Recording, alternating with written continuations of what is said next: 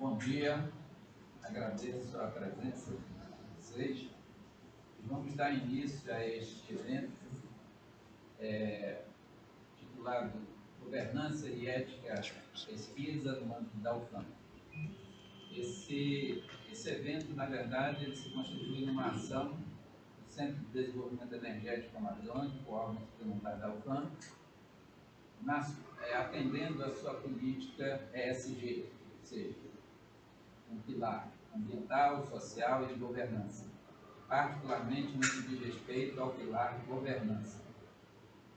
Então, esse é um marco para nós, e acredito que na universidade também, que eu não conheço alguma instância da universidade que tenha política ESG. Acredito que estejamos sendo pioneiros em lançar política institucional, né? Evidente não é a política da UFAM, mas do CDAN, mas que respeita a todas as normativas da instituição e também de organismos nacionais e internacionais. E acreditamos que a partir daí possamos mais uma vez inspirar outras instâncias da universidade a seguir o mesmo caminho. E hoje nós vamos tratar esse tema de ética, que para nós é muito caro.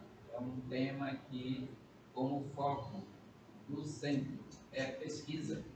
Então, ética na pesquisa é algo que está sempre presente e nós acreditamos que isso não é uma preocupação só do centro, mas de toda a instituição e de todos aqueles que atuam na atividade de pesquisa. E acreditamos também que hoje não será suficiente para varrer um tema tão vasto, tão cheio de desdobramentos. Mas estamos dando um pontapé inicial nessa problemática e, para isso, nada melhor do que compreender como isso está sendo tratado no âmbito da UFAM. Portanto, pedimos agora para fazer essa composição aqui da mesa a pró-reitora de Inovação Tecnológica, Maria do Socorro Lima Dende. Por favor, Socorro.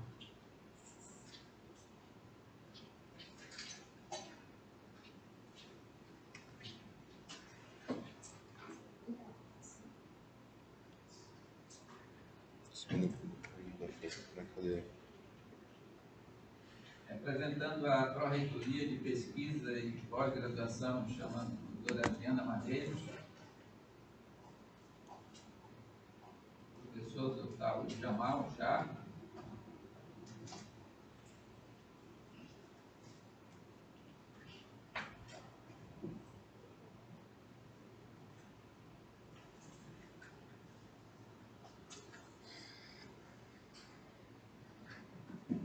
informamos que a professora doutora Terezinha Frasco, vice-reitora, por motivo de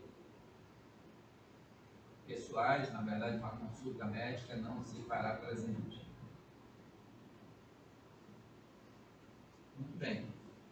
A nossa dinâmica aqui, o evento será muito solta, livre, não vamos formalizar tanto este evento, mas vamos estabelecer aqui uma ordem de manifestação a respeito do tema e pediríamos que a professora Socorro desse início à sua fala sobre essa temática.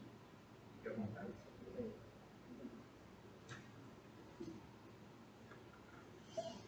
Eu acho que seria melhor talvez sentar aqui para poder assistir. Caderno de anotações.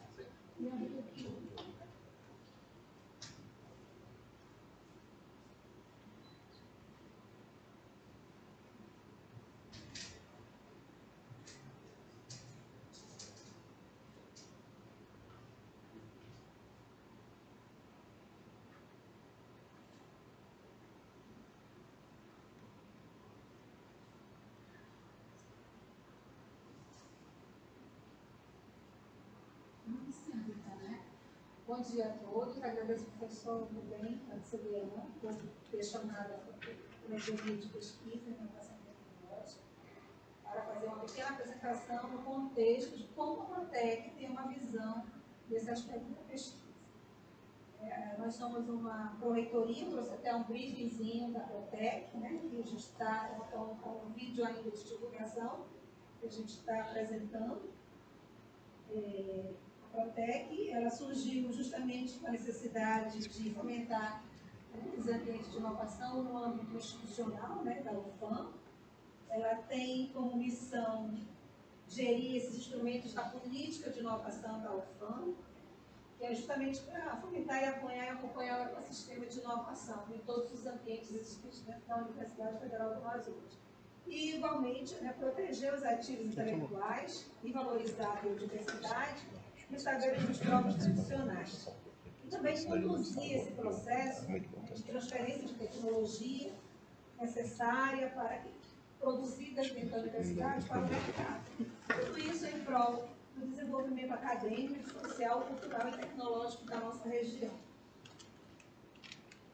A nossa equipe é constituída pela Pró-Reitoria, que atualmente eu estou como pró-reitora, tem a Sâmbia, que é diretora do Departamento de Gestão da Propriedade Intelectual e Transferência de Tecnologia, que é o DPTEC.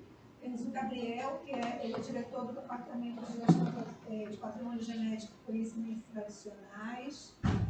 E temos outros participantes que são da nossa equipe, que é o Jones, que ele cuida da parte da Coordenadoria de Coordenação de Empreendedorismo e Habitat de Inovação. Temos o Adriano Falcão, que atualmente ele está como, ele mas ele está na condição como secretário, né, da Pró-Reitoria. O Tiago Franco Medeiros foi um administrador que veio através daquela migração da Infraero para a universidade. Nós temos a Nerinha é uma também analista em tecnologia da informação. O seu Pedro, ele é administrador, chegou no final do ano passado na Protec. E a Aline também é da antiga Infraero, também está lá com a gente. Todos eles têm nível superior, uma equipe são servidores públicos, então isso é um favor, é um ponto muito positivo dentro da Protec, né? Todos cooperam, nós trabalhamos muito em conjunto. E o DPTEC, ele tem algumas ações, que é divulgar as legislações referentes à propriedade intelectual e inovação, né? E, se possível, realizar as transferências de todo esse processo de tecnologia. Também nós fazemos as análises de instrução dos processos quando advém da PROPESP, que tem que passar pela Protec em função do memorando 01, que diz que todos os projetos de pesquisas têm que passar pela Protec. E a gente identifica a parte se há propriedade intelectual ou industrial e também se há patrimônio genético e conhecimento tradicional. E também, dentro desse departamento, a gente tem a competência de mapear e apoiar as inovações que são dentro desses habitats de inovação existentes na UFAM. Também serviços, nós temos fazendo os serviços de registro de marca, de patente, programa de computador, desenho industrial e direito autoral. Dentro do departamento de conhecimento tradicional e patrimônio genético, né, nós fazemos as orientações para registro das práticas de pesquisa e extensão das pró-reitorias, né, ou seja, projetos que são advindos da PROPESP, tanto da extensão, nós damos todas as orientações quando esses projetos são vinculados ao patrimônio genético ou ao conhecimento tradicional, nós damos as orientações todas aos coordenadores para que todos os projetos sejam inseridos dentro do sistema, que é o CIGEM, né, para que futuramente a universidade não sofra alguma punição, alguma coisa em relação a isso. Então, a Protec faz essa orientação. Só que atualmente ela está fazendo muita orientação em cima dos projetos de pesquisa que são cadastrados na PROPESP e vem para cá para a gente. Quando é identificado que o coordenador do projeto ele está fazendo acesso ao patrimônio genético ou a conhecimento tradicional do projeto dele, e verifica-se que ele não está inserido no cadastro do CIGEM, nós orientamos a isso. Se ele tiver dificuldade, nós fazemos essa orientação. E a gente tem verificado que normalmente eles são atendidos. E a Protesp tem atualmente ajudado muito, que ela tem atentado a essa análise, tem cobrado para que o coordenador do projeto insira, né, o cadastro do CIGEM dentro do processo.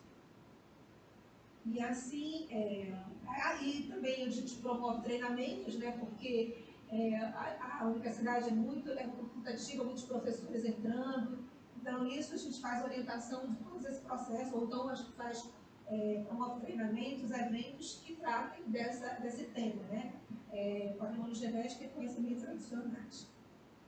E assim, também a gente faz um acompanhamento, né, desses processos do PCT, tanto de patrimônio genético como de conhecimento tradicional, identificando as espécies assim, que estão sendo no momento pesquisadas. E também auxiliamos os curadores na gestão das coleções biológicas. O PIBIT é um programa, né, de iniciação tecnológica para a inovação, né? Ele está vinculado à Propesp, mas a Protec, desde o seu início, tem feito essa coordenação e muitos projetos têm sido evoluídos em relação, apresentam alguma inovação. Só que a gente está precisando divulgar mais, né? Ou demandar mais aos alunos que eles façam esses projetos. Mas as iniciativas atualmente são bem interessantes, há muita cooperação das unidades acadêmicas e sempre propor projetos de iniciação científica e tecnológica para a inovação. Então, o objetivo do PIBIT é justamente introduzir estudantes, né, em atividade de pesquisa, desenvolvimento tecnológico e inovação, contribuindo assim para essa formação de recursos humanos que se dedicarão ao fortalecimento da capacidade inovadora para as empresas, né, em busca de possibilidades de que a gente possa transferir tecnologia. Esses projetos, né, são orientados, né, uma resolução para justamente a resolução de problemas, né, e também de interesse social. Como objetivos específicos, né, nós temos de contribuir para a formação e a inserção de estudantes nessa atividade de pesquisa. Isso é muito importante que a gente envolva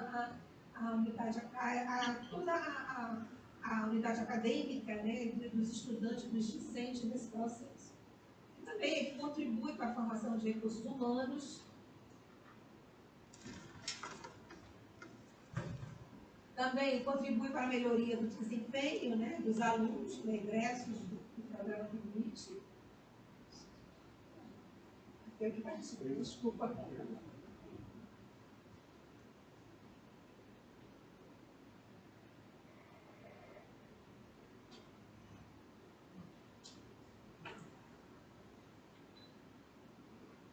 E também estimular, né, essa prática, né, um novo pensar tecnológico, né, para o desenvolvimento da inovação dentro da universidade, para que possa gerar inovação dentro da universidade. Esse processo de geração é justamente a transferência de tecnologia, porque nós não produzimos aqui produtos, nós fazemos a tecnologia, mas temos o papel de transferir essa tecnologia para o mercado.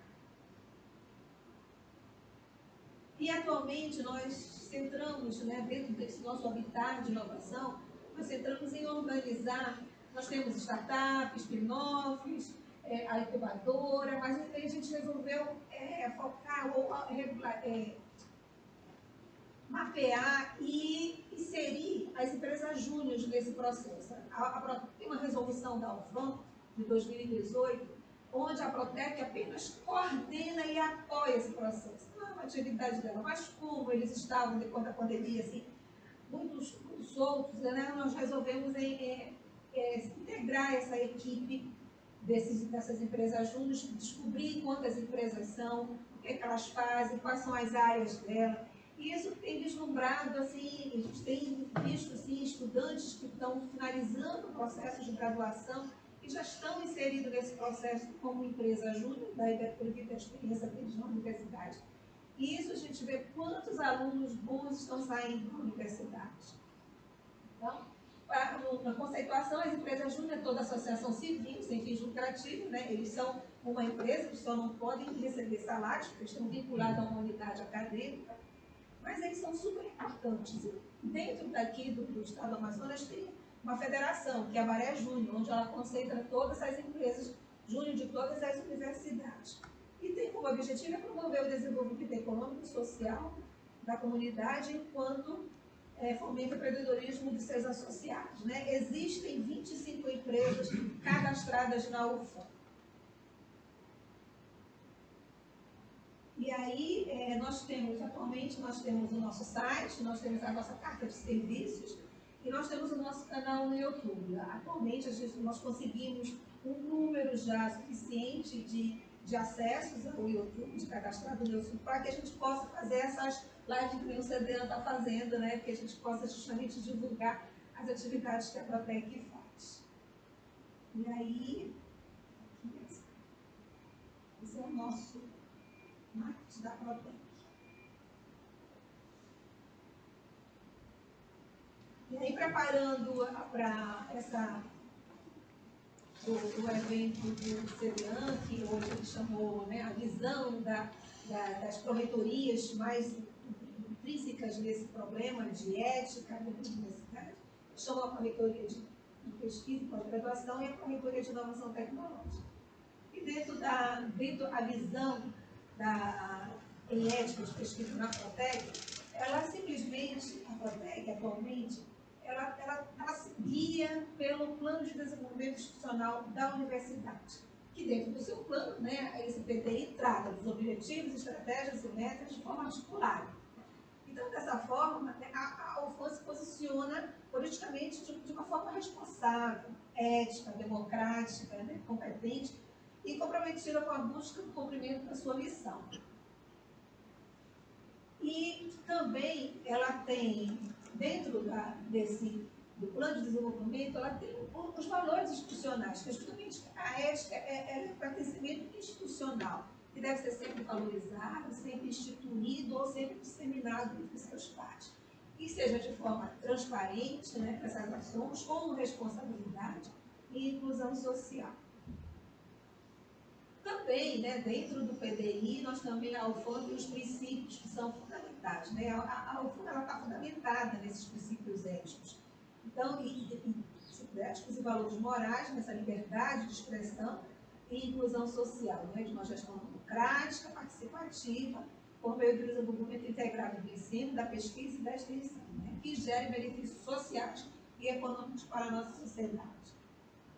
Também, dentro da UFAM, ano passado, teve uma divulgação ampla do plano de integridade, do qual trata a governança toda dentro da universidade. Nós fazemos parte, a Proreitoria de Inovação Tecnológica faz parte desse programa, desse plano de integridade, e dentro do plano de integridade, a universidade tem um código de ética da UFAM, que, pelo que eu saiba, ele foi coordenado pelo professor Adriano, da Faculdade de Direito. E aí, na pesquisa, assim, a professora Adriana vai detalhar mais, a gente sabe que todos os projetos de pesquisa desenvolvidos na UFAM, eles são ou seres humanos ou voltados para os animais, que tem comitês diferenciados, que, né, o primeiro é o Comitê de Ética e Pesquisa da Universidade, que é coordenado pela professora Eliana, né, que é o CEP, né, o CEP é o mais conhecido da UFAM, e tem um Comitê de Ética para o uso de animais, também, que fica aqui o comitê específico fica no ICB, lá no setor sul.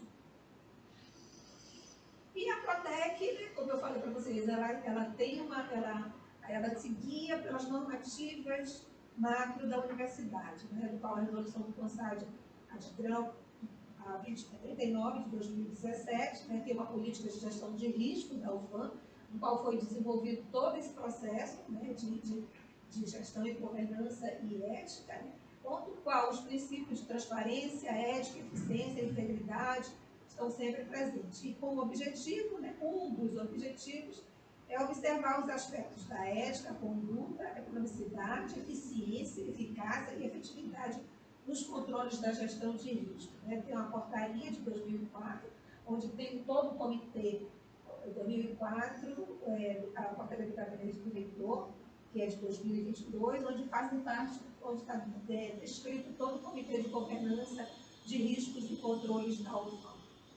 E a Protec, ela se direciona para esse processo. Então, quando há uma solicitação de um serviço de registro de marca, qualquer propriedade intelectual, né, ou propriedade industrial envolvida no processo, com isso, os resultados obtidos deles, né, a Protec se verifica se há uma ação de tanto com seres humanos ou com animais. Né? Normalmente nós não fazemos a cobrança do coordenador, né, em relação se ele está condizente com essa inserção dele nos comitês de ética, mas com certeza a Propesp faz. Então, quando praticamente nós recebemos já o processo, o que vem de SEI, ele já está todo com os direcionamentos, porque a Propesp tem um kit, do qual uma lista, um checklist, do qual todos os documentos que serão necessários de acordo com o projeto que é passado por ele. Então, a Protec se vê muito mais direcionada à ação de propriedade intelectual e a ação da biodiversidade, com patrimônio genético e conhecimento tradicional. Realmente, às vezes, a gente tem visto algumas ações, no caso que o professor Rubem falou, de ética dentro da UFAM, que são um pouco distorcidos. Talvez seja uma hora de que a gente possa vir a contribuir com essa política que está estabelecida, né, de ambiental, social e governança, né, no CDAM, para que a gente possa ampliar isso, né, e fortalecer as nossas instituições, os nossos setores, né, a se engajar também nesse processo. Eu acho que é válido, né, essa proposição que a gente está fazendo, esse evento aqui, essa divulgação em prol da política que o CDAM está seguindo, para que outras instituições, outros setores dentro da universidade também possam seguir. Então, essa foi a nossa contribuição à Protec. Eu agradeço.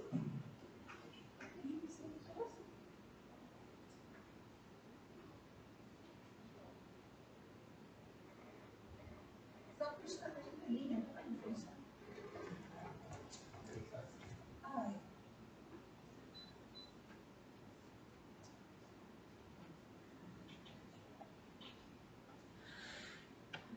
Eu diria que retornasse à mesa, o professor Adriano, o professor Jamal,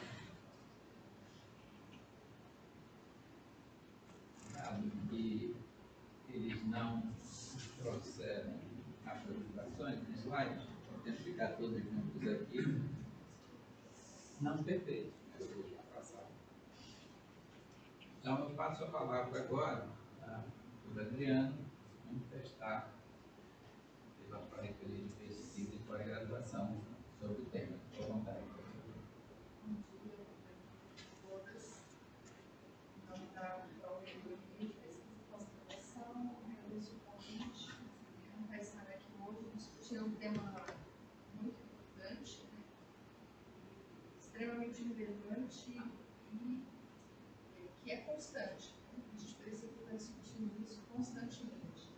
Ética e governança são duas questões que andam juntas e que nós, na instituição, temos tratado de forma muito especial na gestão pública. Quero apresentar aqui para vocês a Pró-Reitoria de Pesquisa e Pós-Graduação, inicialmente pedir desculpas pela professora não pôde estar presente, por questões de saúde, e desculpar também por não ter trazido uma apresentação formal, porque eu realmente não tive para me apresentar, não tinha entendido o que tinha que trazer, senão a gente teria trazido essas apresentações também da nossa carta de apresentação da Pró-Reitoria de Pesquisa e Pós-Graduação. A Propesc, né, ela é constituída por 3 diretorias, que é a diretoria de pós-graduação, a diretoria de pesquisa e uma diretoria que a gente chama de mais cartorial, que é a diretoria nossa interna financeira, né, que cuida da parte de implementação de bolsas e de passagem, a parte mais financeira da Propesc, que é o PPI. Eu sou responsável pela diretoria de pós-graduação, o professor Jamal é responsável pela diretoria de pesquisa, depois passa para que ele possa falar de uma forma mais detalhada dos processos, a forma que esses processos acontecem dentro da pesquisa. Mas, de um modo geral, nós temos trabalhado muito o incentivo, né, à pesquisa e à pós-graduação dentro da Provence. Vou me focar mais na diretoria de pesquisa, que é mais um foco aqui hoje do nosso assunto, mas a gente precisa pensar que pós-graduação e pesquisa, elas estão constantemente relacionadas, né, porque a pós-graduação ela trabalha com a formação de recursos humanos, mas essa formação de recursos humanos é voltada para o desenvolvimento de pesquisa em diferentes áreas. Então, nós trabalhamos em consonância com as resoluções internas da UFAM, né? Tanto das resoluções voltadas para a pesquisa, resoluções que regem a iniciação científica e a pesquisa de modo geral dentro da universidade, e trabalhamos também algumas das resoluções que regem os programas de pós-graduação. Assim como é importante destacar que a pesquisa ela precisa ser fomentada dentro das instituições, né? E hoje as pesquisas elas são fomentadas por recursos financeiros que vêm então, de órgãos que são federais ou estaduais, mas também de recursos financeiros que vêm da indústria, né? Que vêm da indústria do setor privado. Assim como também temos convênios que são feitos com secretarias, com instituições públicas, mas que investem recursos dentro da instituição ou para a formação de recursos humanos ou para o desenvolvimento de uma pesquisa encomendada, de uma pesquisa mais específica, que é onde então a gente tem a interação entre PROPESP e PROTEC, né? Então, nesse momento, essas duas pró-reitorias, elas se interligam por quê? Porque nós precisamos analisar questões normativas dentro da PROPESP, no desenvolvimento de uma pesquisa, se as pesquisas estão sendo desenvolvidas de forma ética, institucionalizada, dentro das normativas da instituição e da legislação brasileira. E aí a gente entra, quando se fala em ética, a ética ela tem um perfil muito grande para ser analisado, porque ética legislativa, ética moral, tem várias questões éticas que nós precisamos colocar. Mas a gente tem, então, por exemplo, na universidade, um comitê de ética que vai tratar mais dessas questões de ética em pesquisa com seres humanos, e temos a Comissão de Ética Animal, que trata mais a questão da ética em pesquisa com modelo experimental com os animais. E depois a gente pode falar um pouquinho mais à frente melhor sobre essas questões. Então, voltando a essa questão da pró-reitoria, a pró-reitoria ela faz, então, essa análise dessas questões, né, e de forma que a gente possa permitir que a pesquisa seja desenvolvida e institucionalizada. A gente sabe, muitas vezes, que as pesquisas não são institucionalizadas, né, porque o pesquisador ele acaba desenvolvendo um projeto mais individualizado. Então, temos que destacar aqui que a pesquisa ela pode acontecer de forma conveniada, como a gente tem os grandes projetos, como eu falei, com o setor privado ou com os convênios com o setor público, mas ela pode acontecer de forma individualizada. Então, quer dizer, o pesquisador ele submete um projeto a uma instituição de fomento e ele recebe o recurso como pessoa física, não como pessoa jurídica, quer dizer, não é a instituição em si, mas isso passa também pela PROPESP, né, porque a gente tem que dar uma carta institucional dizendo que o pesquisador ele vai poder receber aquele recurso, que ele é servidor da universidade, que ele vai poder desenvolver aquela pesquisa, que ele tem infraestrutura para isso. Mas uma vez que isso é aprovado, nem sempre o pesquisador institucionaliza isso. Quer dizer, a gente tem o controle do que nós mandamos a carta, e claro, a gente vai buscar isso em outros caminhos, mas nem sempre o pesquisador traz esse retorno para a instituição, dizendo: eu aprovei o projeto eu estou desenvolvendo esse projeto. Mas esse projeto, no momento que ele vai ser, se ele chega para a gente para ser institucionalizado, ele vai passar por aqueles trâmites que a professora falou, né? Que é a gente fazer essa análise de documento e interagir com a Protec para ver se terá inovação tecnológica ou patrimônio genético. Então, a gente tem toda essa tramitação, esses caminhos que são seguidos para que a gente possa estar olhando e verificando. A gente tem hoje um avanço muito grande, né, na quantidade de pesquisa e de fomento. Nós temos projetos que recebem muito recurso para desenvolvimento tecnológico e de formação de recursos humanos. Você está, por exemplo, o projeto Super, né? É um projeto fomentado pela indústria e que patrocina desde o desenvolvimento de pesquisas encomendadas, que pesquisas que devem devolver para esse setor privado um resultado tecnológico importante, mas também que contempla bolsas de iniciação científicas, que são bolsas importantes para a formação de recursos humanos na graduação. Então, a Propesp ela acaba tendo essa responsabilidade de trabalhar com todos esses, gerenciar todas essas questões em conjunto com, claro, com as pró-reitorias, que é a ProADM, a Proplan e a Protec.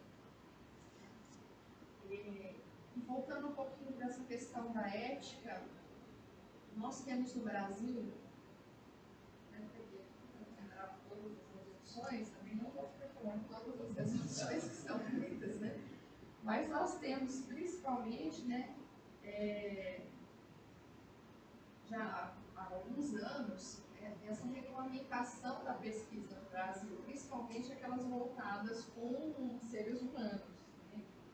E quando a gente fala em voltar em seres humanos, antigamente se pensava muito na pesquisa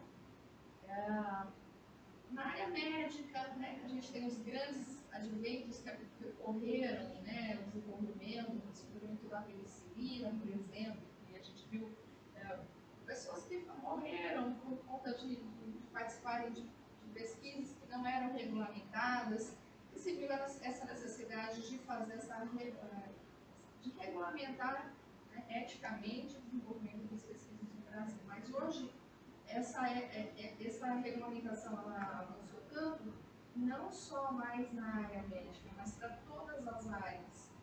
E a gente diz, olha, áreas sociais precisam passar pela ética, sim. Tudo que é aquilo que envolve seres humanos, a gente precisa estar trabalhando, pensando e analisando e buscando as resoluções e a importância, né, e a necessidade de se aplicar isso a um comitê de ética e pesquisa que vai fazer a análise do projeto e vai dar os julgamentos necessários e solicitar as documentações necessárias. Mas para que você faça uma pergunta para o colega, que pode ser uma pergunta que irá constranger, eu preciso ter uma autorização ética para fazer isso. Porque nós temos que saber o nosso limite de pesquisador, quanto pesquisador, e o limite do participante da pesquisa. Então, isso acaba sendo a ética da pesquisa. Então, para você, é importante pesquisar, é muito importante, mas a gente precisa ter um equilíbrio entre aquilo que o pesquisador está fazendo, está buscando, e aquilo que o indivíduo que está envolvido na pesquisa pode responder. Então, é só uma pesquisa na área de psicologia. Mas veja, o que eu vou perguntar dentro da psicologia? Né? Será que se eu fizer uma pergunta que vai mexer internamente com aquele indivíduo, isso não vai causar um dano? Então, por isso que eu estou falando que a ética ela vai passar por várias nuances, né?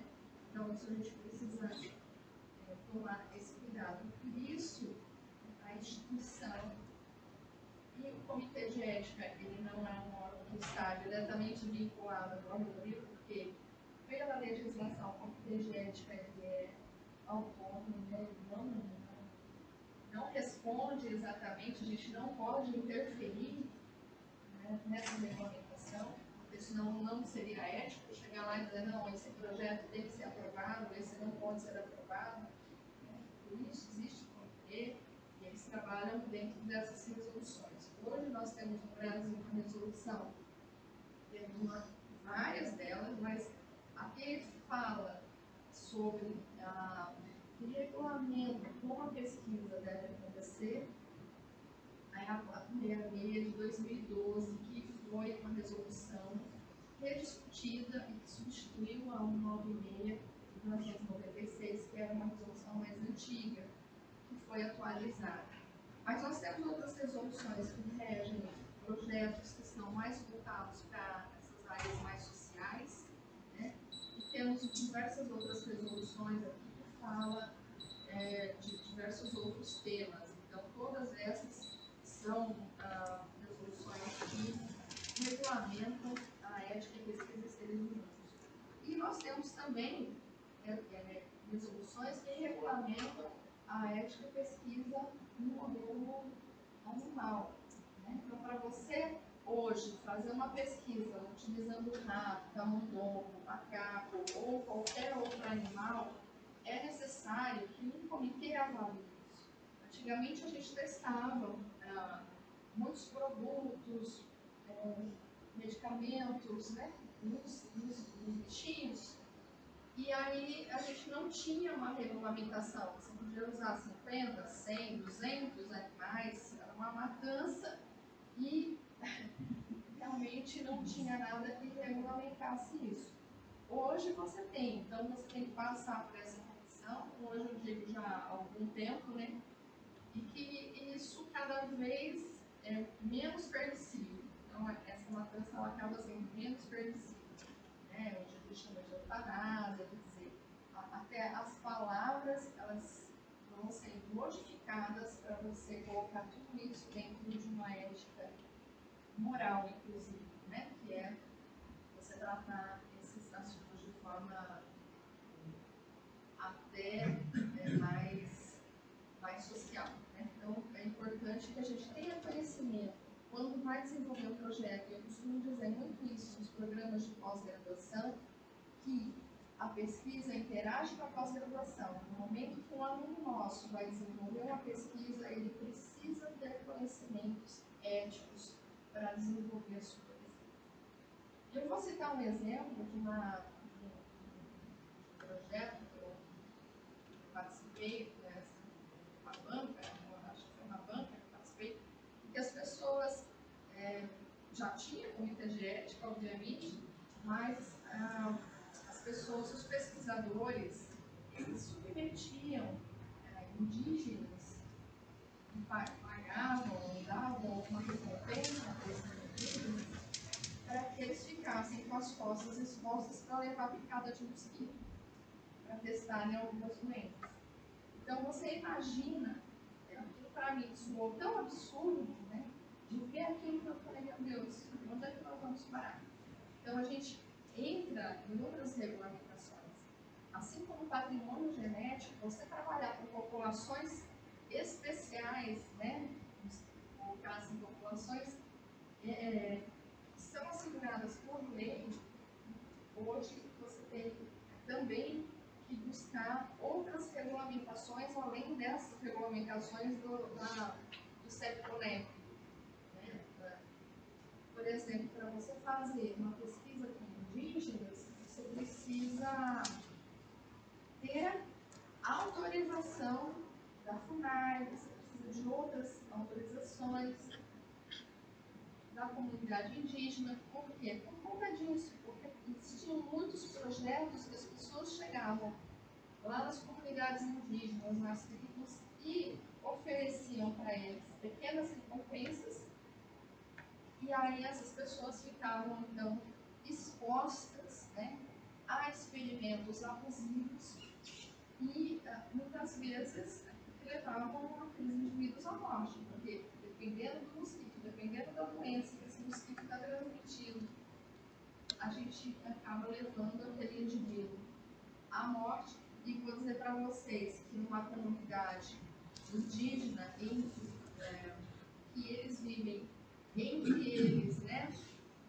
O casamento entre eles, que se mantém uma genética muito parecida, né? Você não tem um polimorfismo genético, uma mistura muito grande, e você pode dizimar uma população inteira com determinada doença que uma pesquisa pode causar. Então, por isso, hoje, a CONEP exige várias regulamentações para que você possa trabalhar com quilombolas, com comunidades indígenas, ou com outras populações que sejam especiais e protegidas por lei. Então, por isso que eu disse que a ética ela vai em vários pontos, né? E a Propesp, quando ela recebe esses projetos, obviamente nem sempre o projeto chega aprovado no Comitê de Ética, cabe ao Comitê de Ética fazer essa análise, essa avaliação, mas a gente faz toda essa avaliação documental. Para complementar essa nossa fala, eu queria falar que a nossa pesquisa em pós-graduação, ela está dentro desse projeto de governança institucional. Então, nós temos dentro do Plano de Desenvolvimento Institucional, o PDI, e que a gente tem revisto isso de forma constante, né? Ele foi um plano feito até 2025, mas a gente já revisou 2 vezes, porque as coisas mudam, né? O fomento muda, a perspectiva do governo muda, e a instituição precisa estar em constante desenvolvimento. Então, dentro do nosso PDI, nós temos metas claras, objetivos claros de avanço da pesquisa e da pós-graduação. Então, nós temos lá vários caminhos que devem ser seguidos, né? Várias metas que nós perseguimos para que a gente possa avançar cada vez mais. E depois o Jamal pode falar, mas uma delas está relacionada ao aumento de iniciação científica, aumento de projetos de pesquisa, aumento de parcerias, né? E a gente tem trabalhado com publicações de editais internos, né, para apoiar projetos FINEP, para apoiar projetos que sejam de editais que saiam publicados pelas instituições de desenvolvimento. E o governo brasileiro ele tem trabalhado também com áreas estratégicas, né? Então, nós também temos traçado isso dentro do nosso PDI, que é o desenvolvimento dentro de áreas estratégicas. Mas quero dizer para vocês que no Amazonas, né, na Amazônia, de modo geral, todas as áreas para a gente nos parecem estratégicas, né? Porque a gente precisa desenvolver muito quase todas as nossas áreas, a gente precisa avançar. O que é diferente, por exemplo, para algumas outras regiões do país que já estão muito avançadas em determinada área. Então, mas o governo ele funila um pouco isso e coloca, muitas vezes, editais em áreas que são chamadas áreas estratégicas, que são áreas, muitas vezes, com títulos bem genéricos e que contemplam várias áreas ali dentro, né, ou sub-áreas ali dentro. Mas, de um modo geral, né, esses editais que são publicados pelas instituições de fomento, eles visam, então, fomentar ou patrocinar a pesquisa dentro dessas áreas chamadas áreas estratégicas. Que aí entra ambientais, né, a parte de desenvolvimento socioambiental, engenharias, enfim, desenvolvimento tecnológico, que eu acho que é o que está muito em alta, né, para que as instituições possam ter hoje esse desenvolvimento científico e tecnológico. Bom, acho que eu já falei muito. Obrigada. Passo a palavra para o professor Jamal. Obrigado, professor Rubem.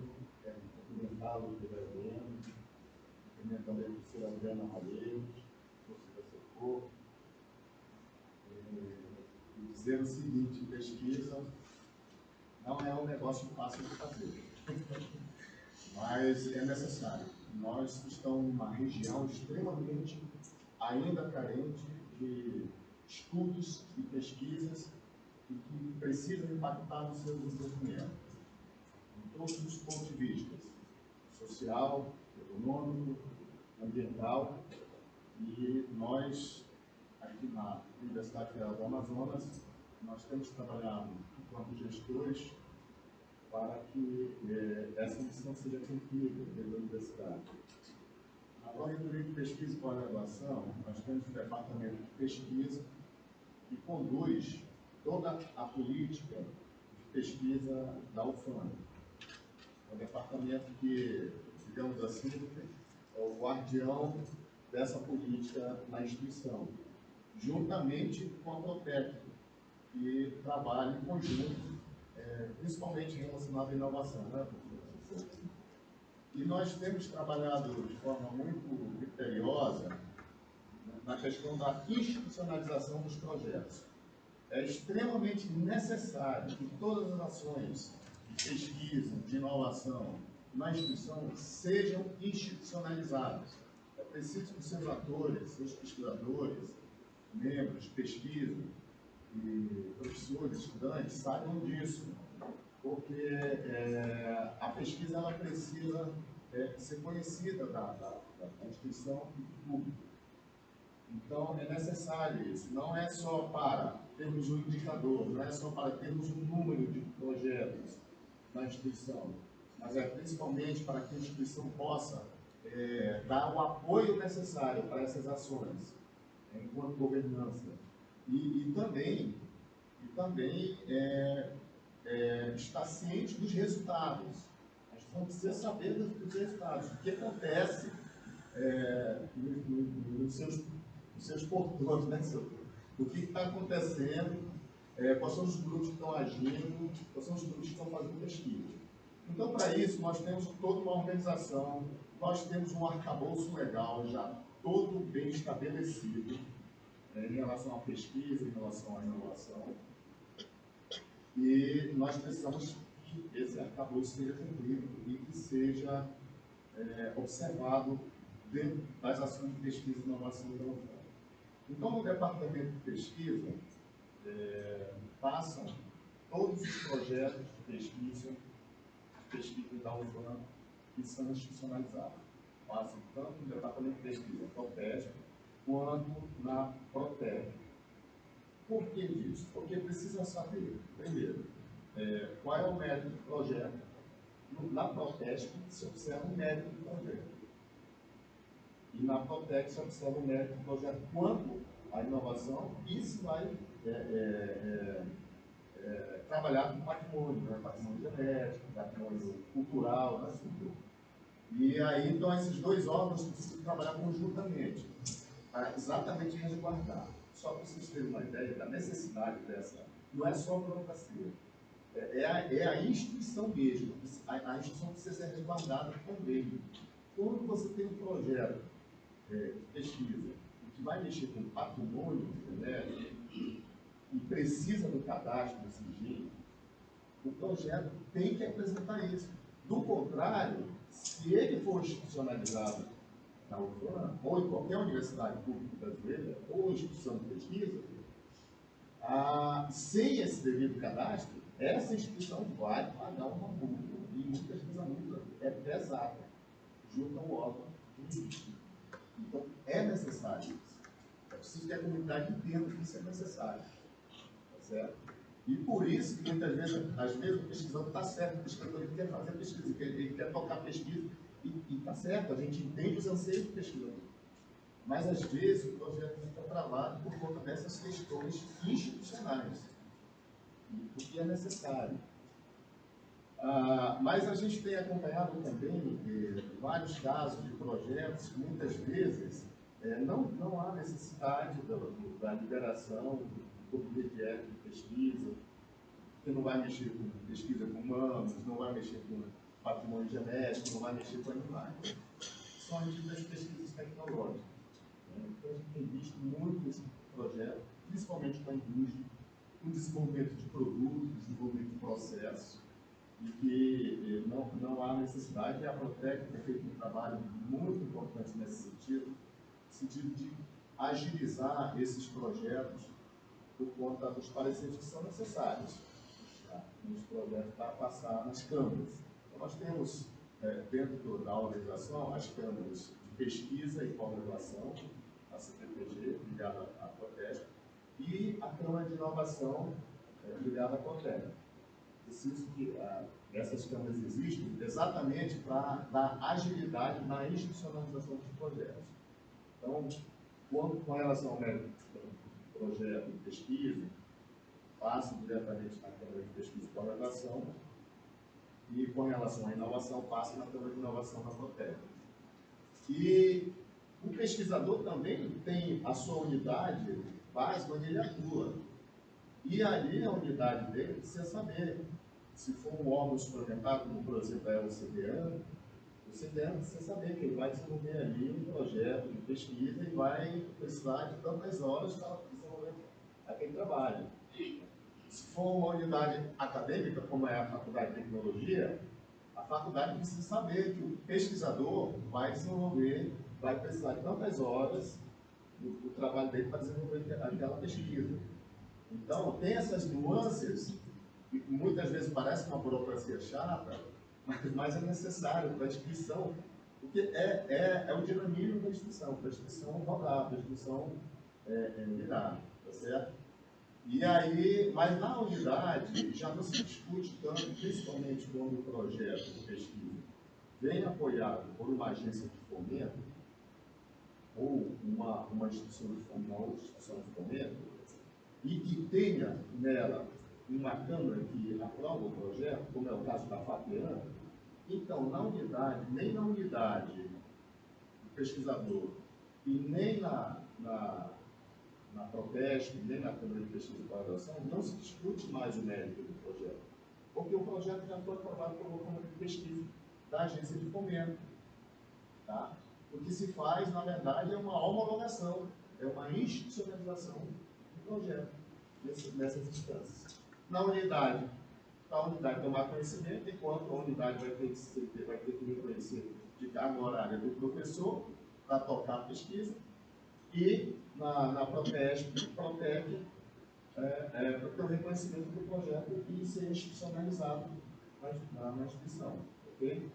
Então, quando vem dessa forma, uma agência, o apoio de uma agência, FAPEAN, SNPq, FNEP, enfim, e qualquer outra agência que estiverem na instituição, pode vir de uma FAPESP, por exemplo, pode vir de outras agências.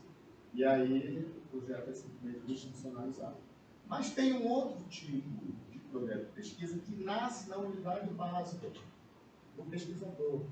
Então, pode nascer um projeto aqui na FP ou no CDAN, e esse projeto ainda não passou por uma agência de fomento. Isso pode acontecer. E é interessante que aconteça assim. Nasce na unidade básica. O pesquisador tem uma ideia, tem uma proposta, identifica um problema, ele vai apresentar naquele projeto uma solução para aquele problema, e a unidade básica, sim, aí sim, aprecia, se discute o mérito na unidade básica, e depois esse projeto vai para a apreciação da Proteste e da Proteste. É o chamado projeto, como tem lá escrito, projeto sem financiamento. Na verdade, não existe projeto sem financiamento. Todo projeto precisa de financiamento. Todo projeto precisa de aporte, de recursos. Não dá para tocar pesquisa sem financiamento. E, dependendo da pesquisa, o financiamento não dá para ser baixo. Tem que ser, não tem pesquisa, desculpa falar aqui, eu sou Rubio, não tem pesquisa barata? Não existe, nós precisamos de financiamento. E aí eu quero aproveitar esse gancho do financiamento e dizer o seguinte: nós atravessamos um período extremamente difícil agora, com limitações de recursos para a pesquisa e para a inovação. Nós estamos, acredito, saindo um pouco desse período de limitação de recursos. Estamos com esperança de que esses recursos possam voltar. Não sei se voltarão no montante que era antes, mas esperamos que volte, pelo menos, para atender às necessidades prementes de desenvolvimento de pesquisa e inovação na instituição. E acredito que voltarão, professora Socorro, e nós vamos ter mais projetos de pesquisa e desenvolvimento na instituição. Esse ano, imagino, no ano de 2023, um ano de retomada desse processo todo. A professora Adriana falou das bolsas. Nós tivemos realmente um aumento de bolsas em plena pandemia, um aumento de bolsas. Nós tivemos, para vocês terem uma ideia, pegando o exemplo da FAPEAN, do PAIC, nós tivemos em 2020, no ano da pandemia, 100% das bolsas caíram, das bolsas do projeto, 100%. Então, parece que meio contraditório, né? Mas em 2020 foi que a gente teve mais projetos com bolsa na instituição.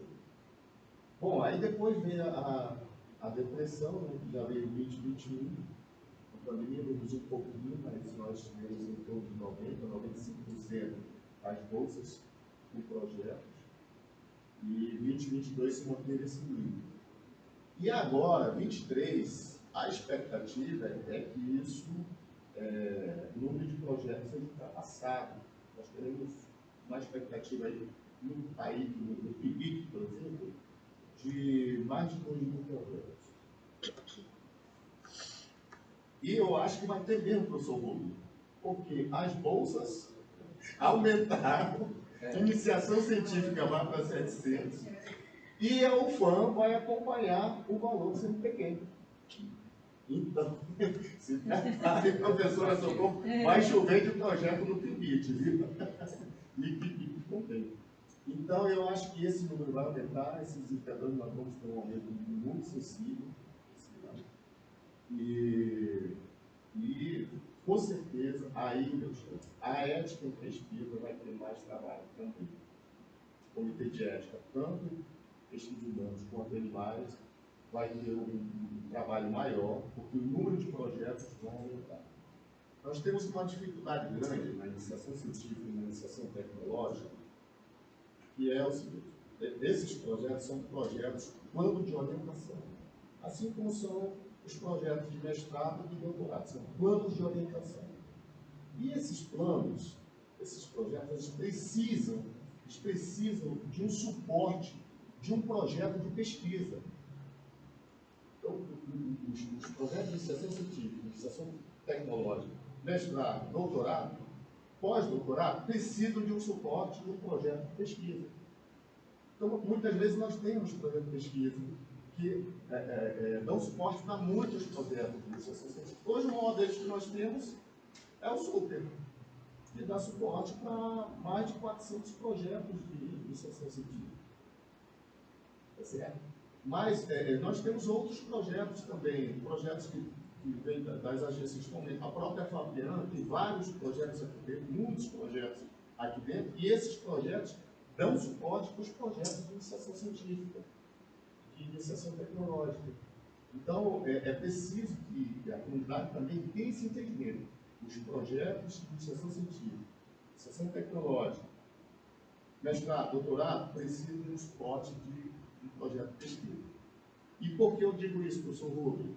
Porque muitas vezes aquele projeto de pesquisa que já tem a aprovação do Comitê de Ética e Pesquisa, aquele código já serve para a iniciação científica, para o plano de mestrado e para o plano de doutorado. Esses planos que o projeto está dando suporte. Exatamente. E aí não precisa mais que o PIBIT ou qualquer coisa peçam a aprovação do Comitê de Ética. Então isso é muito importante. E aí nós temos essas nuances todas. Eu queria parar por aqui para não tomar muito tempo e ficar à disposição para qualquer pergunta ou questionamento. Obrigado. Obrigado, professor Jamal. Obrigado, professor. Obrigado, Adriano. Eu queria trazer uma questão aqui, pegando o gancho do professor Jamal, que falou mais ou menos trâmite, como as coisas acontecem, a origem da pesquisa até ela ser aprovada pela última instância. E resgatar um pouquinho a fala para colocar uma questão. O professor Jamal diz o seguinte: essa proposta vai para o colegiado do departamento que avalia carga horária. Ele pode ir, de repente, talvez vá diretamente já para a pró-reitoria, né, e vai avaliar o mérito. E a partir dali, foi aprovado carga horária e mérito, o projeto está sancionado pela instituição. Eu quero pegar o seguinte: vamos ver agora o proponente. Em que instância é avaliado a capacidade do proponente para conduzir aquela pesquisa? Quem avalia essa capacidade? Porque eu vi carga horária e vi mérito. E o proponente? O que ele apresenta para conduzir aquela pesquisa?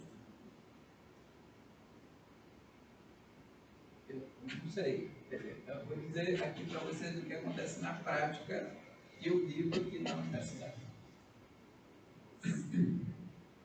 Se eu for atrás, como pesquisador, de uma fonte de recurso, formato de projeto, submeto a proposta, tipo, por exemplo, FAPEAN sanciona isso, mas ela não olha lá esse critério. Tá, mas eu vou falar de situações reais em que ela não olha com o olhar que deveria. Vou dizer o seguinte: por exemplo, eu sou um pesquisador que fiz minha graduação há 20 anos atrás. O conhecimento evoluiu, tem várias temáticas novas em que eu não acompanhei isso. Ao longo desses 20 anos, eu não trabalhei com nada relacionado com esses novos temas. Fiquei totalmente alheio, isso aparece lá no meu currículo. De repente, eu vou e submeto, fiz o mestrado, doutorado em áreas em que o rótulo, o nome da área, dá uma falsa impressão de que eu estou habilitado a atuar naquele tema específico. Tenho lá, vamos pegar aqui, tenho um mestrado em engenharia elétrica, o doutorado em engenharia elétrica. Só que engenharia elétrica são vários mundos. Vários. Não, está aqui. Aí eu apresento uma proposta sobre, vamos chamar de hidrogênio verde. Está na pauta. Está todo mundo falando de hidrogênio verde. Tem a ver com geração de energia? Tem. Mas eu não estudei nada desse negócio.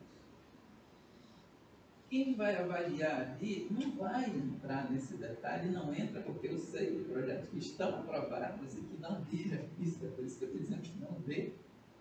Não, ele é formado em engenharia elétrica. Ele tem mestrado e doutorado em elétrica. E isso tem a ver com elétrica. Então, consequentemente, está habilitado a atuar naquilo que não é verdade. E que não é verdade. Entenderam? Então, esse crivo não é feito. Aí vou trazer aqui uma situação que eu vivi de um amigo de muitos anos que eu não me encontrava com ele, e ele é uma referência numa grande universidade brasileira. Uma referência numa grande universidade brasileira.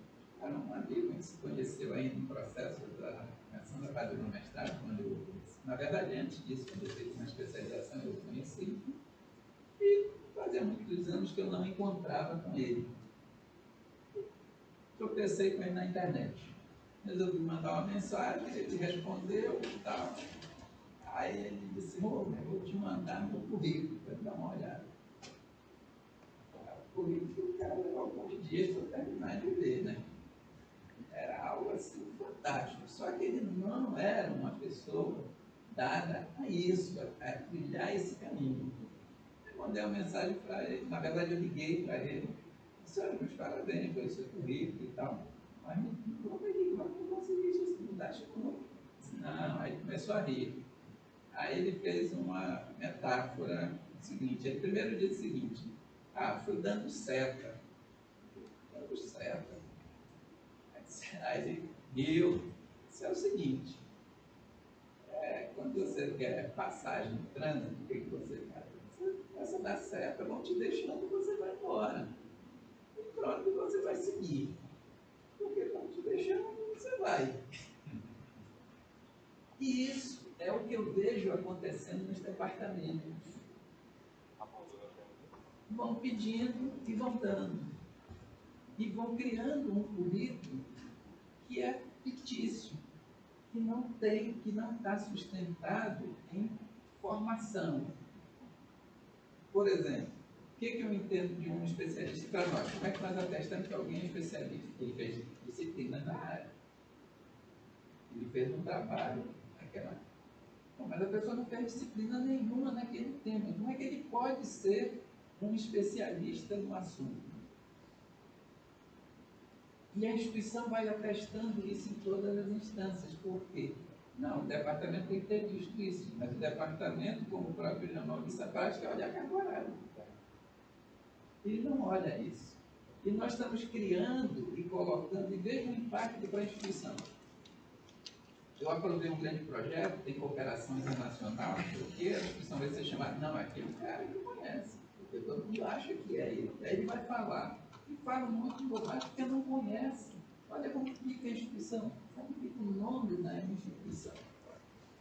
E isso são preocupações que eu tenho não é de hoje, e nessa área de energia, que nessa área houve muita gente se voltando para esta área, que é um tema que cada vez está mais presente, e com várias inovações, várias oportunidades e tudo, começam a vir os oportunistas. Só que oportunistas que estão sendo chancelados pela instituição, por conta dessa sistemática que não está sendo. Aí vem a questão de ética e governança. Vamos pegar o currículo Lattes. Currículo Lattes. Você coloca ali, participei de um projeto, coordenei um projeto, ou fui pesquisador desse projeto. O projeto tem várias ações. Você coloca isso. Então, simplesmente, do ponto de vista de governança, eu estou sendo compliance, eu estou cumprindo a norma, estou preenchendo.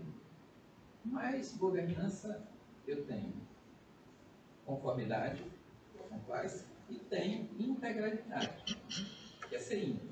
Ser íntegro é dizer exatamente aquilo da forma correta. Quando eu digo simplesmente que o projeto significa isso, eu não digo qual foi o meu papel, quem olha esse currículo vai entender que eu entendo que está no projeto, eu fiz parte dele. Mas, digamos que a minha função foi simplesmente aplicar um formulário de pesquisa. Isso não aparece. Isso eu fiz um teste dentro de sala de aula com os alunos. Eu disse, vamos imaginar que vocês agora vão avaliar currículo. E alguém botou no currículo isso e disse, você vai contratar essa pessoa. O que você acha da habilidade dela? Não, ela está habilitada. Não está. Então a gente começa a ter problema desde a construção do nosso currículo. E aí vão ter casos como esse desse meu amigo, que constrói um currículo maravilhoso, sem ter, na verdade, conhecimento da altura do currículo. Mas ele foi dando seta e foram deixando ele passar. E isso é fato, isso eu digo que é fato, porque não é só esse caso, porque eu vejo acontecendo aqui e não é de hoje. E quando a gente olha o processo de avaliação dentro da instituição, a gente vê que não há nenhum momento em que isso está tão crítico, é tão importante, que não, nessa instância se verifica isso. Não, porque eu espero que verifique. Tem outra questão da governança. A governança, um sistema de governança, você tem que ter instâncias que verificam a ação anterior. Porque se houver falha, tem uma instância aqui na frente que checa se a anterior foi feito adequadamente. Senão, eu simplesmente me contento a dizer o seguinte, minha parte eu fiz bem feito, quem errou foi o outro, mas não é isso que se quer. Sistema de governança é que tudo funcione e entregue no final tudo correto. Então eu digo, não, isso aqui é responsabilidade da instância tal. Mas quem checa essa instância?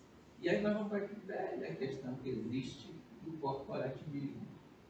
Será que as instâncias do departamento não estão sendo corporativistas? E atestando coisas porque não querem se indispor com os colegas, porque daqui a pouco é o outro que vai ser chefe? E a gente sabe que isso acontece? Isso é fato? Quem checa essa decisão de departamento? Qual é a instância? Não, veio do departamento, eu acerto que veio e vou olhar a minha parte. Esse sistema de governança atrapalha, no meu entender. Porque um erro vai se mantendo e chega lá na frente e no final das contas quem sofre o dano? A instituição. Por quê? Vamos mandar nosso especialista para o debate. E agora? Como é que ele vai debater um tema que ele não conhece? Mas a instituição diz que conhece e acha que ele conhece. Então, esses pontos, e daí a razão de nós trazermos essa discussão aqui, porque a gente vive isso e nota que a instituição e a legislação sobre ética na pesquisa evoluiu muito no Brasil, mas ela está deixando coisas básicas descobertas. Quando a gente olha para aquilo que é papel da instituição, que está dentro da área de competência da instituição, ela não precisaria de uma legislação externa para fazer valer. Ela pode instituir regras internas para que isso ocorra. Ou seja, quando fazer a sua governança isso de maneira mais eficiente e não imaginar que o outro fez. Então, você imagina que o outro fez, não verifica, se prepare para dor de cabeça. Você diz, não, mas isso não é comigo. Não, pera lá. Todos estamos comprometidos para que a universidade cresça, para que a universidade apresente bons resultados. É isso todos, em qualquer instância dessa máquina administrativa tem que ter o mesmo compromisso. Daí, quando se estabelece visão, missão, valores da instituição, não é para ser seguido unicamente por quem está em cargos administrativos, são por todos que fazem na instituição. Todos. Então, portanto, eu vejo assim, e eu tenho que ser, lógico, como há erros, há falha em processos, eu tenho que ter momentos em que eu checo etapas anteriores. E pode haver falhas. Se eu não tenho um sistema que checa isso, esse meu sistema está falho. Eu preciso introduzir isso.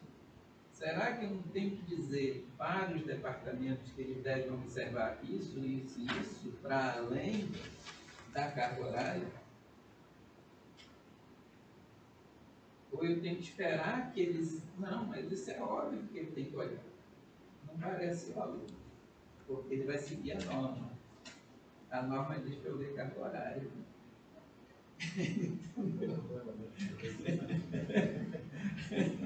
Eu queria fazer uma Não, fica à vontade, esse é o momento da gente conversar sobre isso. Primeiro, acho relevante que você colocou, e a gente parar para pensar. Estava aqui pensando nessas questões. Eu acho que a gente volta para aquela questão ética. Eu sou imunologista, meu entendimento na área de imunologia, mas eu vejo que é uma escola aberta em matemática. Eu não sei nada da área de matemática e vou fazer um projeto de matemática. Falta de ética minha, né? A questão intrínseca minha. Então, já começa essa questão aí. Pesquisador, o Brasil, acho que é um dos poucos países que a gente checa tudo, né? Que a pessoa faz. Já incrimina a pessoa antes dela ser realmente culpada de alguma coisa.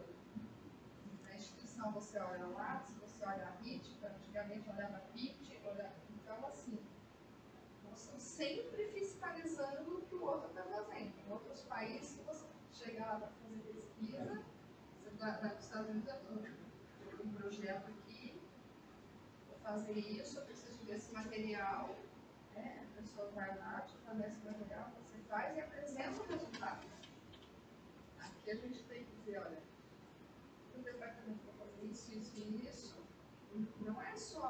do horário, que é para o departamento horário, ele olha o projeto de pesquisa do departamento, designa um relator, e esse relator olha o projeto de pesquisa.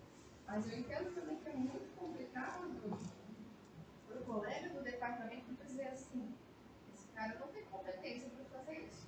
Mas eu, se eu estivesse relatando um projeto e olhasse assim, meu colega, meu exemplo, eu sou etimologista, mas eu posso meter em matemática, no meu parecer eu ia dizer, me surpreende a colega tecnologista está apresentando um projeto na área de matemática. Né? Qual o parecer final que a senhora daria? Qual o parecer final que a senhora daria? Além da surpresa, de registração de surpresa, qual o parecer final? O parecer final cabe ao colegiado do departamento aprovar ou não aprovar. Pois é, mas o relator tem que ser. A minha posição seria de não aprovar. Pois é. Levaria um certificado ao colegiado. Pois é.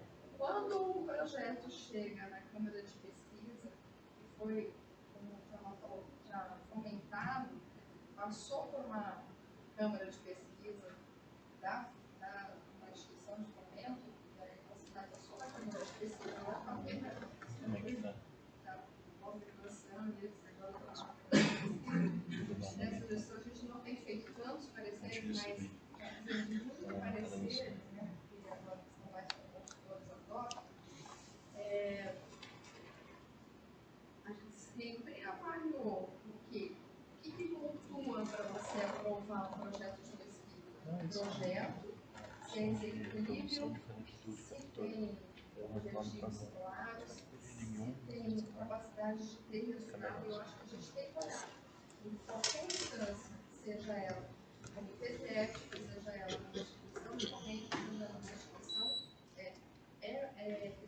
esse projeto é passível de ser executado.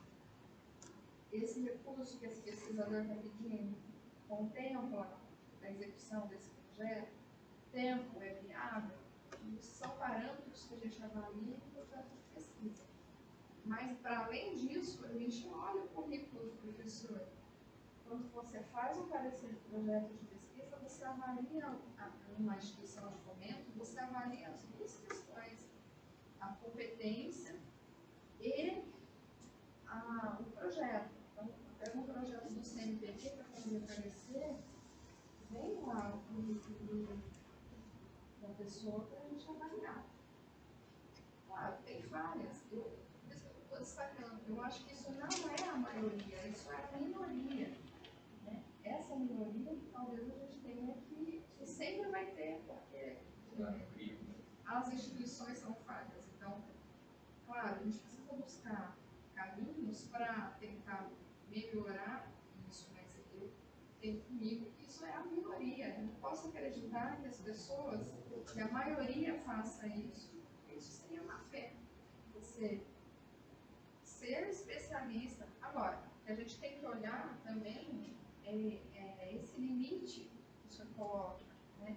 Eu sou imunologista. Imunologista é uma área ampla. Eu me especializo mais em algumas áreas. Eu estudo doenças infecciosas, mas eu estudo também pacientes com leucemia, eu estudo também biologia molecular. Então, a minha área é muito vasta.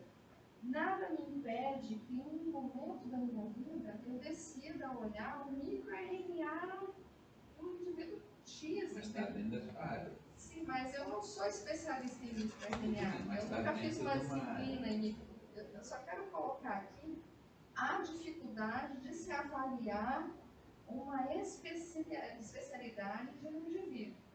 Quando a coisa é muito diferente, é claro, a gente olha e já fala assim, não, esse cara ele é formado nisso, mas quer ver, vai trabalhar na NASA, né, montando foguete. Não tem cabimento.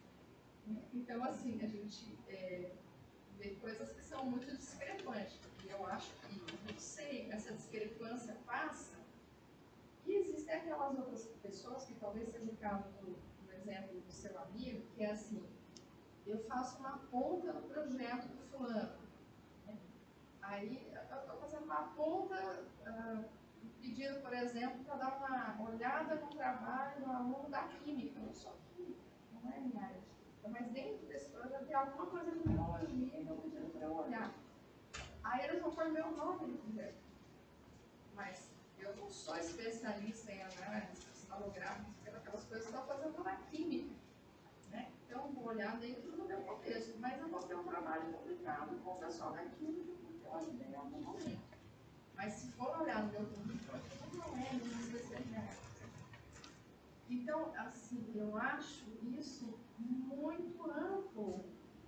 E é uma discussão que a gente tem que ter muitas discussões para se chegar numa conclusão. Não. Sobre essa questão da identificação do ator, né? Queria só, desculpe também, queria cumprimentar muito o seu Jean, que está aqui, pesquisador da UFPE. O senhor Raimundo Bastos também está aqui presente, pesquisador do ICE, são todos pesquisadores. Mas dizer o seguinte, você colocou um ponto de vista, que é muito interessante e realmente difícil de avaliar. Mas eu queria falar um pouquinho da minha experiência como avaliador de projetos. Ano passado, tive a oportunidade de trabalhar em 3 editais da FUNEP, Financiador de Estudo de Projetos. E pude trabalhar com colegas do Sul, do Nordeste, de São Paulo, Sudeste. E foi um grande aprendizado e, ao mesmo tempo, foi muito interessante participar de alguns debates com esses avaliadores. E a gente pensa que não, mas a avaliação, muitas vezes, ela foge dos números, do lápis, ela foge, inclusive, do número de publicações. E muitas das vezes o avaliador é chamado para debater. Espera aí, como é que vai ser esse negócio? Realmente essa equipe vai ter capacidade, você falou, né? Pelas competências, pela checklist que foi feito, está tudo certo. Mas, às vezes, e chegou em alguns momentos de avaliação de projetos nesse ponto. Talvez essa luzinha que você colocou aí acendeu ali no avaliador e disse, não, peraí, vamos buscar isso aqui mais a pouco. Ou talvez não, ou talvez acendeu a luzinha que a Adriana falou ali, para dar desconfiança, falando, será que não é bandido? Será que não é bandido? Então, é um processo muito difícil, o processo de avaliação é muito difícil. Mas assim, no geral, por essa experiência que eu tenho lá, né, os critérios são extremamente reduzidos para o proponente. Como é que ela não avalia só o mérito do projeto, a abrangência, a forma como é apresentado, o plano. Não adianta você ter o melhor plano do mundo, o mais maravilhoso dos projetos. O país agora vai, se você não tiver uma equipe competente. Isso é extremamente considerável. E a pontuação é altíssima. A competência é altíssima. Nós tivemos mas a gente tem que estar até a porta, né, André? Nós batemos a porta do FINEP ano passado com quase 5 projetos. 5 projetos. Conseguimos aprovar um com mérito, com certeza. Infelizmente, os demais nós não batemos na trave, mas não levamos. Mas é isso, então eles avaliam muito. E a UFAM tem tido muitas dificuldades no FINEP por conta. A UFAM escreve bem os projetos, são bem elogiados, mas a gente precisa ter a equipe bem competente para poder concorrer de forma competitiva nos projetos. Outro ponto que eu acho que esbarra também é um comitê de ética. Vou citar outro exemplo que eu tive de experiência do projeto meu. Há muitos anos atrás, logo que eu cheguei em Manaus, eu entrei numa equipe para fazer um projeto de pesquisa de implante de cefalossomo em pacientes com o Cláudio Batias. E também era professora da UFAM, estava no nono ano, a gente tinha montado uma infraestrutura, então nós começamos galgar degraus, porque eu não sou médica, eu sou bióloga, não sou imunologista, também sou bióloga, mas a gente tinha toda uma equipe médica trabalhando nisso. E aí, era uma novidade no país, né? Era uma novidade do mundo todo, que o Monarquista mostrou que já é considerado uma linha especial para o comitê de ética. E trabalhar com o paciente mais ainda. E você trazer isso para o Amazonas, então, nós aprovamos no Ministério da Saúde o recurso para fazer o projeto, nós aprovamos na FAPERA para fazer o projeto, a gente tinha quase 1 milhão e mais 500 mil reais que o Estado deu para a gente comprar um equipamento para hospital fisicamente. A gente tinha tudo. Fizemos treinamentos e submetemos ao Comitê de Ética, porque isso não era só local, passava pelo Comitê de Ética, passou até pelo Comitê de Ética da UFAM, e depois foi para a CONEP, em Brasília, né? Eu tenho um processo, eu teria desse tamanho, assim, porque o negócio ia e voltava. O tempo todo eles diziam que eu não tinha competência, que a equipe não tinha competência, que o Estado não tinha competência para fazer. Nós levamos 3 anos para conseguir aprovar o projeto. Eu fiquei com o recurso parado na conta 3 anos. Mas depois eu tive uma gratidão muito grande, porque eu acho que a CONEP tinha razão. Nós precisávamos preparar melhor, nós precisávamos ter mais maturidade nesses 3 anos, tanto vai e volta com documentação, com treinamento, com isso, com aquilo. Nós nos preparamos e fizemos com perfeição o experimento posterior. Mas eu saí daqui, fui em Brasília, né, conversar, me reuni mais uns médicos com a equipe do Comitê de Ética de lá na CONEP, para explicitar o que era e como a gente tinha preparado tudo aqui para poder fazer. Então, eu acho assim, aquilo que eu volto a dizer, passam situações, casos como esse teve, projeto que os caras colocavam o indígena lá para levar picada de inseto nas costas, hoje talvez não passe mais. Há alguns anos atrás isso passava.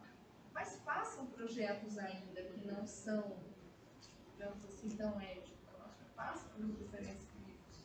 Mas, pelo menos os que passam na área de saúde, ainda faço parte de comitê de ética, a gente avalia um pouco o mérito, apesar de se dizer que comitê de ética não deveria avaliar mérito, e sim a ética do projeto. Mas muitas vezes, o que é proposto num projeto de pesquisa, não só não é ético, como também pode não dar resultado. Então, a gente vai permitir que o cara faça um projeto de pesquisa com um indivíduo, se a gente sabe que o indivíduo não é execuível, não vai dar um resultado que seja um resultado importante para a sociedade. Então, realmente são perguntas assim que a gente tem que... Deixa eu colocar mais uma situação aqui. Eu também já tive uma experiência de avaliar projetos, e quando a gente fala dessas avaliações sendo feitas fora da instituição, o trigo é grande, a gente sabe disso. Então, aqui, o que me preocupa, e eu acho que não só a mim, mas os pesquisadores de modo geral, que procuram serem éticos, para cumprir seu dever de forma adequada, é que vocês sabem, isso foi comentado no início, pela Adriana, que existe um fluxo de recursos para pesquisa diverso, né, de diferentes fontes, diferentes origens, e que passam por crivos que muitas vezes ficam limitados unicamente ao crivo interno da UFAM. Não passa por um crivo externo. Então, se, por exemplo, você pega um recurso de uma fundação estrangeira, financia projetos de pesquisa, enfim, na Amazônia tem vários deles, né? E o pesquisador submete isso para lá, eles aprovam e muitas vezes estabelece como condição uma parceria com uma instituição de fora, com uma universidade de fora, isso passa. Aí vai para o departamento, ok, libera a carga horária. está mais ou menos na área do professor, libera a carga horária. E se não tiver também, não tem nada que diga que não deve seguir, porque nas regras do jogo, isso é difícil, o departamento observar isso. Aí vai, aprova. Aí o que acontece? Será que o financiador está preocupado em fazer esse crivo? Pode ser que não. Ele está preocupado com a informação que vai ser gerada nossa e que vai alimentar os interesses dele. Então, quanto menos quem tiver aqui souber do assunto, melhor, porque vai ser menos crítico. E a gente acaba carregando conhecimentos e informações nossas lá para fora e depois consumindo serviços e produtos lá de fora. E, institucionalmente, nós demos a volta, carregamos que ele estava apto a isso. Se quer fazer a crítica sobre aquele tema, por quê? Porque não tem informação não. E isso está acontecendo. Não é que pode acontecer, isso está acontecendo. Não passa por essas instâncias que fazem esse crime. Então, é isso que eu chamo a atenção. Uma coisa é essa que a gente já sabe que está consolidado, tem os comitês que avaliam, ok. Vai ter falha? Vai ter falha. Mas a gente sabe que institucionalmente a governança interna, o papel dela também merece dar uma reavaliada e melhorar os mecanismos. Por quê? Porque por aqui passa tanto esses que vão ficar sob um mais risco, quanto outros que não. Nós temos recursos que se transformam em recursos de pesquisa que vem de emenda parlamentar. Quem é que avalia isso, o mérito disso? O parlamento não vamos olhar, né? Mas aqui foi transformado em pesquisa. E quem avalia isso? A competência da unidade para ver se o departamento que libera a sua carga horária. Então, essas questões, eu acho que é a motivação das nossas preocupações. Não é onde já tem uma governança estabelecida e que é rígida, é claro. Não, onde não tem, ótimo, é bom que todo mundo saiba que tenha também. Esse é um objetivo também desse evento, que todo mundo saiba que existe. Eu mesmo aqui estou agradecidíssimo a você, porque tem várias coisas que eu não sabia, né? Estou aprendendo aqui, mas... Nesse aspecto eu concordo com o senhor nessa questão dos direitos autorais.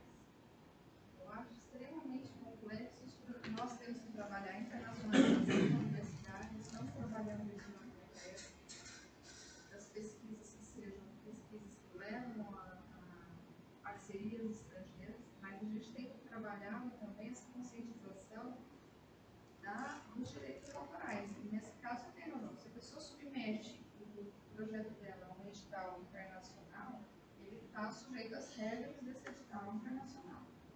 Então, ele tem que ler muito atentamente e verificar essa situação, porque de repente, você trabalha com, por exemplo, um princípio ativo de uma planta que está sendo estudada por uma doença específica, e aí se você descobre dentro desse edital, se você não tiver na regra, claro, que esse direito autoral é da instituição daqui de origem do pesquisador, isso pode acabar nessa situação que você colocou.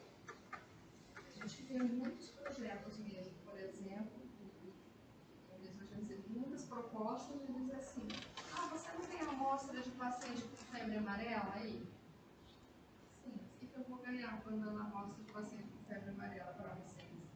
Vocês vão formar recursos humanos para mim? Vocês vão trazer tecnologia para a universidade? Vocês vão dar recursos para desenvolver aqui? Como é que vai ser isso? Não sei o que, vamos fazer interesse na amostra. Então, eu não tenho interesse em mandar a amostra para lá, porque o que vocês vão fazer aí, eu posso fazer aqui no Brasil, com a tecnologia que eu tenho aqui. Então, assim, volto a dizer, né? A gente tem pesquisador, ele tem que olhar, e claro, a instituição, eu acho que tem que começar a fazer um crivo em relação a isso, porque a gente vê, já vimos outras situações de pegarem propriedades nossas aqui e patentear patentear em outro país, né? Então, em algum momento, nós falhamos aqui, porque o cara veio aqui, ele fez a pesquisa e ele levou. Não lembro qual foi o fruto. Não sei se foi açaí, o cupuaçu, pegou e se apropriou dessa, né? Então, fizeram essa apropriação indevida, né? E aí, você vai, então assim, tanto quando a gente recebe, né, essas propostas, e a gente teve uma visita um tempo atrás, eles chamaram para essa discussão, junto com a também, que é do consulado americano, de até trazer recursos, as pessoas comunicarem projetos, né? E uma das questões que nós levantamos para eles é como que fica a propriedade intelectual das pesquisas desenvolvidas com os recursos que vocês estão dizendo que tem para investir aqui. Não, tem uma cláusula no nosso contrato que nós não queremos nenhum direito autoral da pesquisa desenvolvida na instituição. Então, ótimo, se tem essa questão, a gente está de acordo, né? Porque, claro, os caras vão publicar, alguns pesquisadores podem entrar no artigo, na publicação, mas se a propriedade é nossa, não posso deixar que a pessoa pegue e leve essa propriedade embora.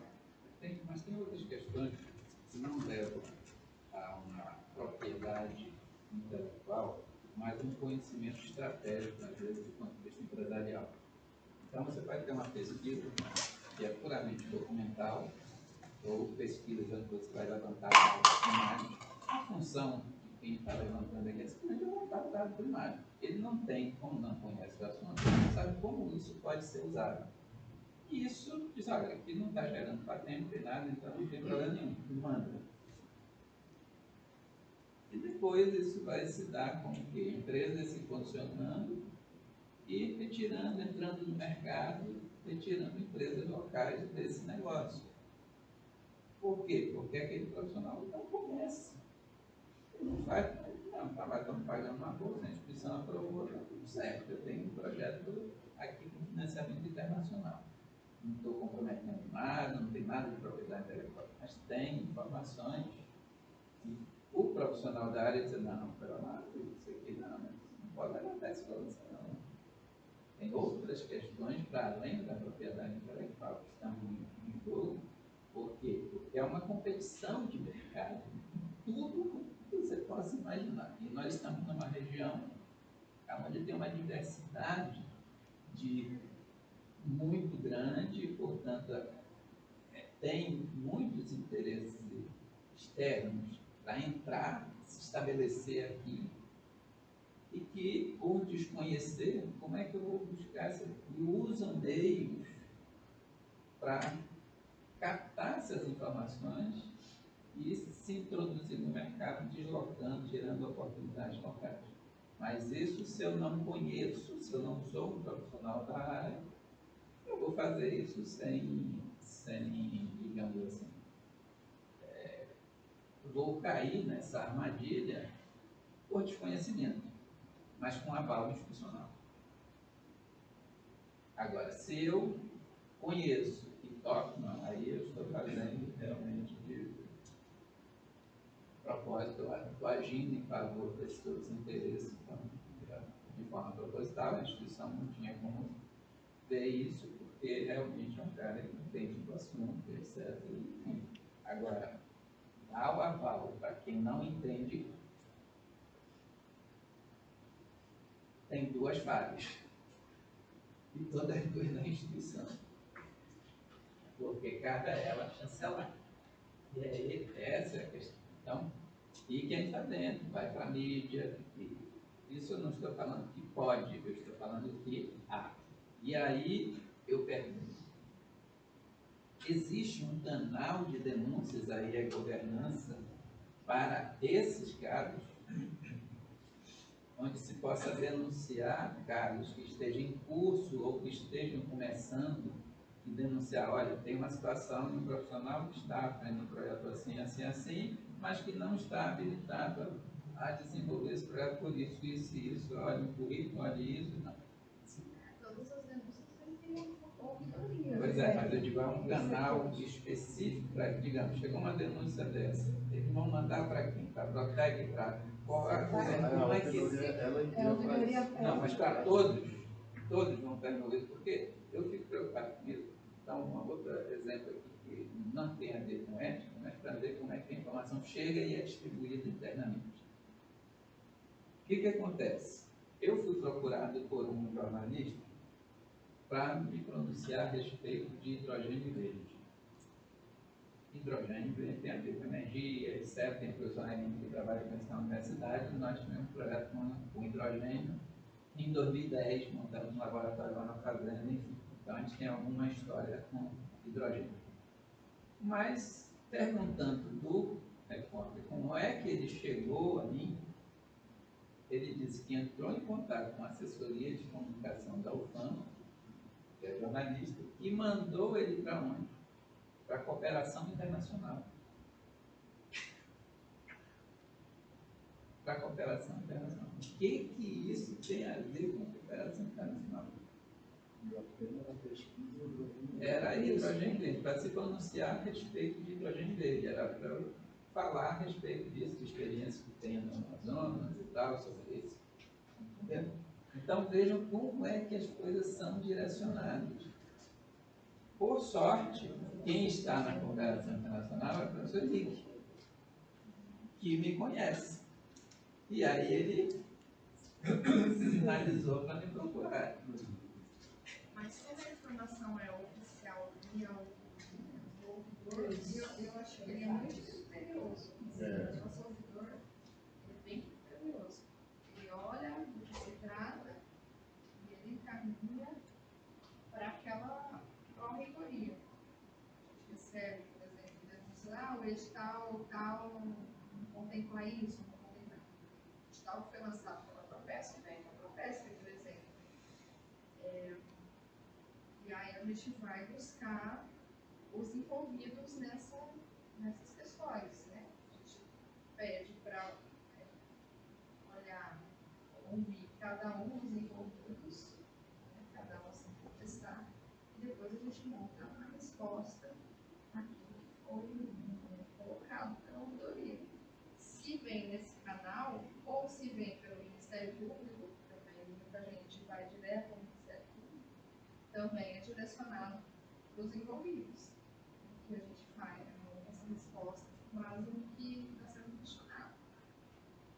Não sei, eu acho que os caminhos são esses, né? Quando as informações não são oficiais, pergunta o fulano, pergunta o fulano, a gente não tem um controle institucional, não tem como você ter o controle. Pergunta para a Ascom, a Ascom acha que é o responsável é tal pessoa.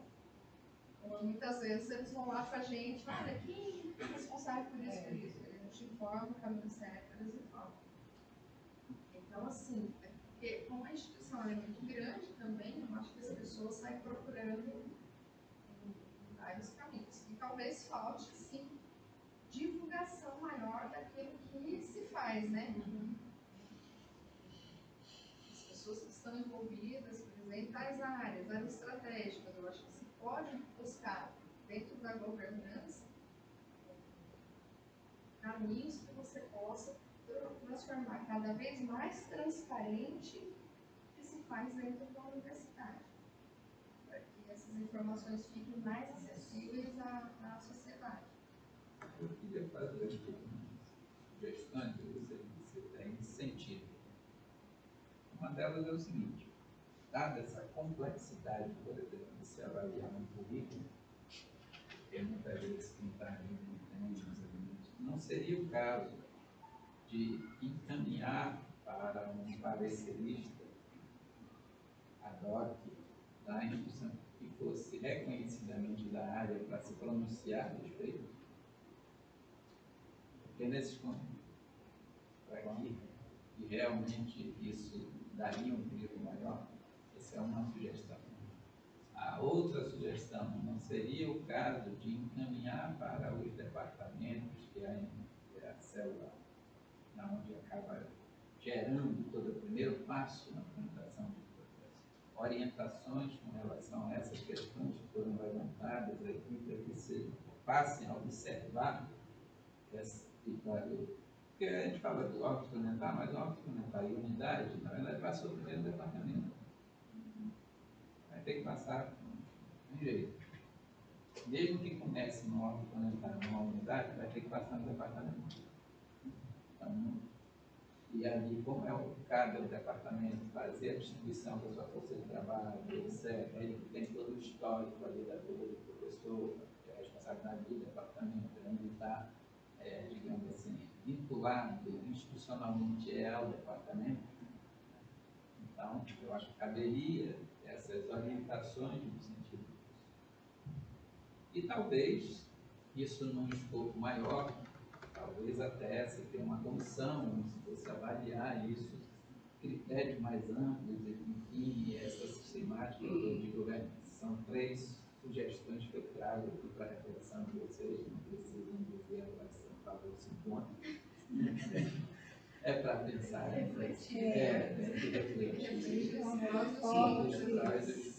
mas eu vejo o seguinte, tudo que for, que eu vejo, eu tenho formação em planejamento. Então, para mim, o tempo que você gasta em planejamento significa muita dor de cabeça evitada. Quanto mais você organiza, planeja, define como vai ser as coisas, na hora de execução é muito menos dor de cabeça. Muito menos dor de cabeça. E não existe nenhum processo que esteja perfeitamente azeitado e não tenha o que melhorar. É constante revisão dos processos, né? Não tem como.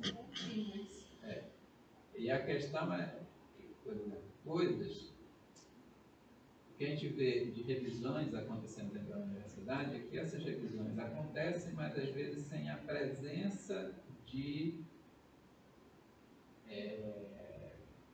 membros da comunidade que têm experiência nisso, que têm a vivência naquilo, que possa contribuir.